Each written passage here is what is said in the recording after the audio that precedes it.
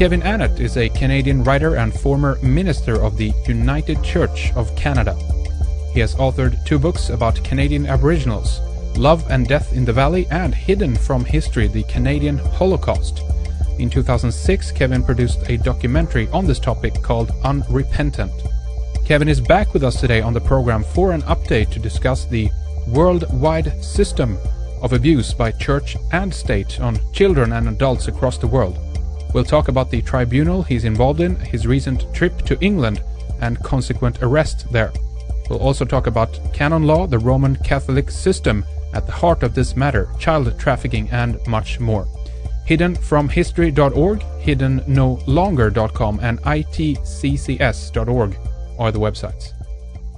Well, Kevin, it's great to have you back once again with us. It's been quite a bit of time has passed, of course, since we last talked with you about the crimes in Canada. You have been continuing your fight. You've been keeping up the great work, Kevin. You've expanded the issues that you raise, and you've moved over to focusing more than Canada, just obviously more over in Europe as well, Kevin. And today, obviously, we're going to talk about some of the latest activities. But first of all, welcome back, Kevin. How are you today?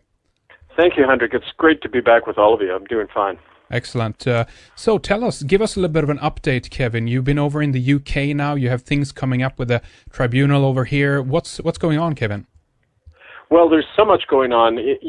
Generally what's happened is the crimes that we discovered in Canada involving murdered Indian children, we have found that this is a pattern all over the world. And in fact, since I was last on your program, I've been to Rome a number of times holding memorial services outside the Vatican, linking up with groups all over Europe who suffered the same kinds of crimes at the hands of not just the Roman Catholic Church, but churches and governments around the world.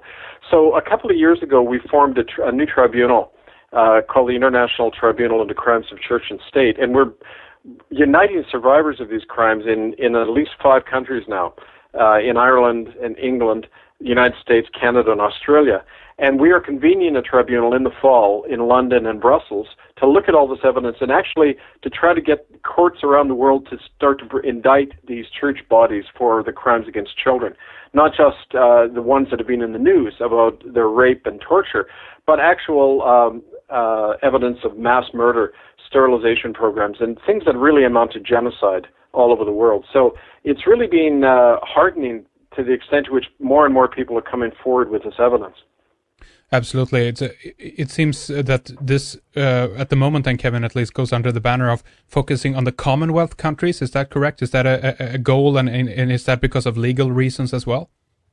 Well, what we found, the common denominators here are the Crown of England and the Vatican. These are, in Canada, these are the 2 main institutions that authorize the residential schools and are really responsible for the death of over 50,000 children in these schools. In that, one of the places we're actually excavating in Canada is a mass grave near the first residential school in Brantford, Ontario, that was set up by the Church of England. And we found evidence that there's hundreds of children buried in the site. As a matter of fact, this coming month, we're going to be doing forensic studies of those sites. And we've already issued a summons against the Queen of England and the Pope to answer these charges, to explain what happened to these children. And the fact that they aren't answering and are actually doing their best to try to avoid this is, I think, evidence that we're coming much closer to what happened in these schools. It's an incredible story. It's horrendous when you begin to look into it and the crimes that has been committed. And you know, as your website alludes to, Hidden from History, this has been going on for a long time in history, of course, and we're looking back not that far. We're talking about basically back from when the church started to move in and get established, if you will, in some of these countries. But give us just a brief backstory a little bit on that, Kevin, for people who might not be aware of what you've been researching throughout the years.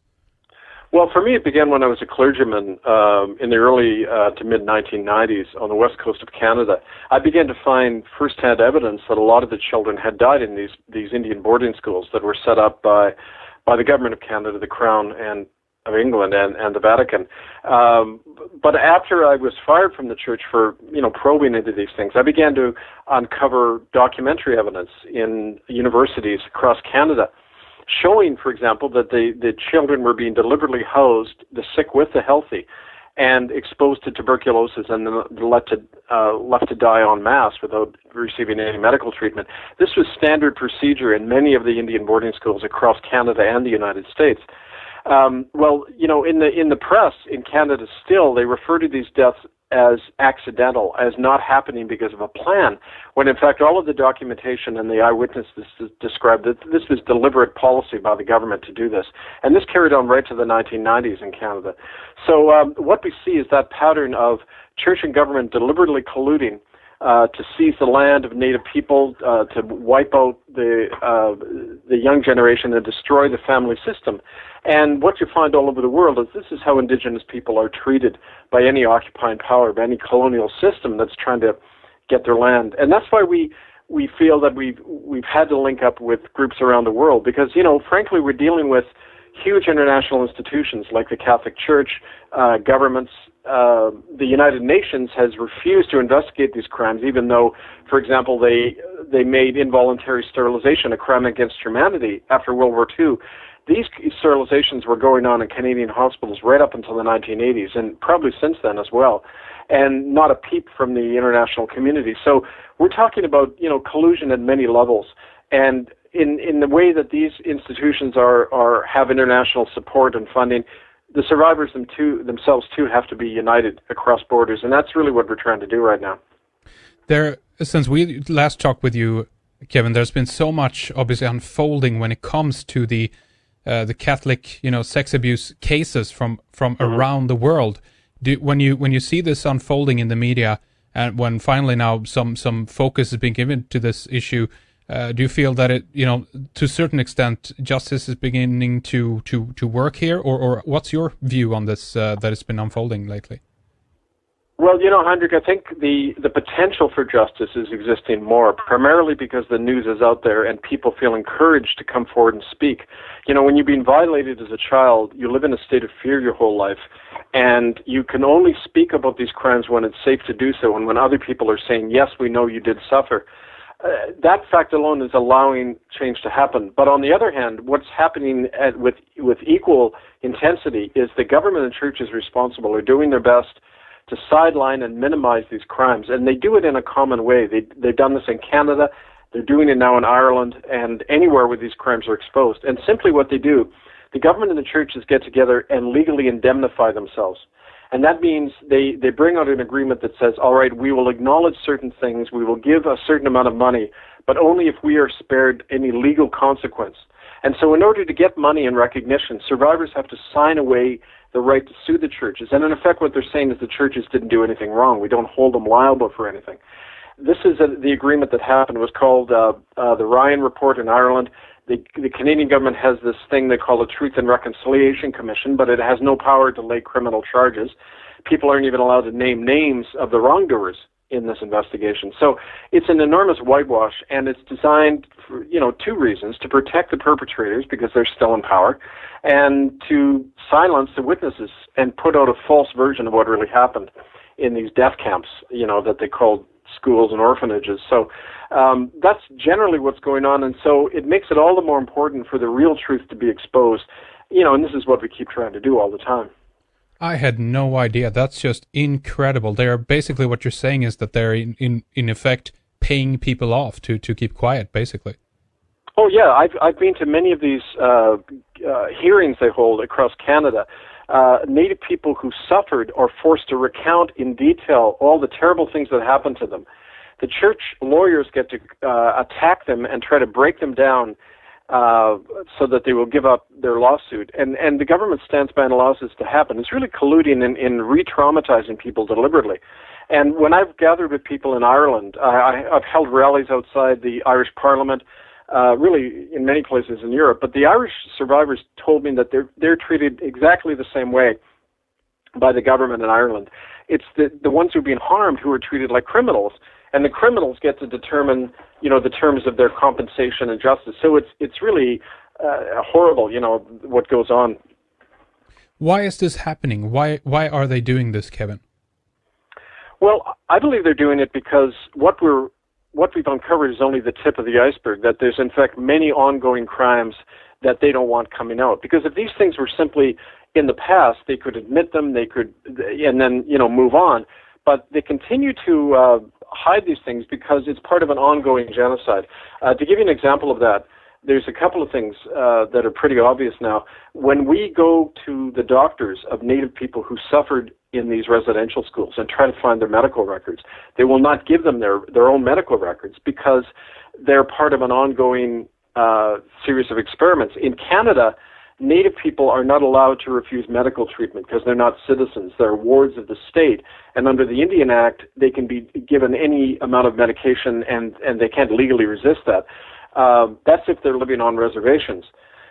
So, for example, when the swine flu vaccine came out, they tested it on Native people on reservations. They went in there and just tested various drugs in that. And they do that continually. We know that a lot of the MKUltra experiments in the 1950s and 60s used Native people in Canada, the various mind control experiments, because they were easy to get, and Native people could die and nobody would really care. And you find this, any minority group anywhere in the world can be targeted and used in that way. And so these experiments are ongoing. Native people still sit on very valuable lands and resources. They're continually forcing them off their land. There's more oil in Canada than there is in Saudi Arabia. The Alberta tar sands is sitting on a bigger oil reserve than Saudi Arabia. And so that land is still occupied by the Cree people. And so there's a continual pressure to force those people off their land. The best way to do that is to traumatize them. And so in other words, this war against Indigenous people is continuing. And that's why the government can't come out and admit all these things, because it would implicate what they're doing still today to Native people. Yeah. This is the crimes and the colonization that is happening after the armies have moved in. From our perspective, Kevin, if we look at Canada, or actually European countries, then we have had churches here, in northern countries and further down south of Europe as well, of course, battling with people for thousands of years back into history. But what we can see from the perspective of Canada and the United States is more recently. And I just wanted to ask you what you think. What you see from your perspective when we look at something like Libya, for instance. We have the same arm of military and governments from other parts of the world going in there now to claim the land, to take over the resources. But do you think that you can expect a similar scenario unfolding there against the children of Libya, consequently, and the eradication, the genocide against their people as well? Well, that's very important that you mentioned that, because you found, for example, in Haiti, when there's any kind of natural disaster, child orphanages and adoption agencies move in, and a lot of children disappear in a disaster area. It's the same in a war. A lot of the people, the young children, simply disappear. And one of the reasons that is we know that like drug and arms trafficking, child trafficking is a major underground industry in the world. It's very lucrative. We've actually, one of the things I do is I help document these child trafficking networks. We know that one of the major networks is all across the Pacific Rim, where in Thailand and Canada there's a direct kind of link between the way Native people there are disappearing regularly into these child trafficking networks and never seen again. So in a place like Libya, yes, absolutely, the children there are fair game in a time of war under the cover of quote, democratizing the country, which, in the case of Libya, was really to get them off the gold dinar and back into the currency system. It's all about oil and economics, but the way you destroy people's ability to fight back is to take away their children and destroy their family system. We see that all over the world. We indeed do. It's horrendous. And I continuously go back to that idea, Kevin, of why it is being allowed, and also who the people are at the top of this thing. What kind of, we still somewhere you have this idea that church is representing some kind of moral, standpoint here in society, but it doesn't apply. What is this organization, Kevin? What is it that it represents? Well, I have there's a couple of levels on which you can answer that. Most immediately, it's clear that the church, and, we're talking the Roman Catholic Church and all its derivatives, the Protestant cousins, if you like, it's really the oldest and largest corporation in the world. It's not a religious body so much as a political organization, and one of the largest financial institutions in the world, the Vatican Bank. People don't realize, or maybe they do, but it's not a common fact, well-known fact, that the Vatican Bank cannot be monitored. It cannot be audited legally. You cannot know what it does, or even its board of directors. And it launders an amazing amount of money every year. And the Vatican takes in at least $50 billion just from donations. And there's, with 73 countries in the world, and I'm pretty sure that includes the Scandinavian countries, although you'd have to look into that, there's special financial, what they call concordats with the Vatican, where governments take tax money, and in some cases, like in Germany, it's as much as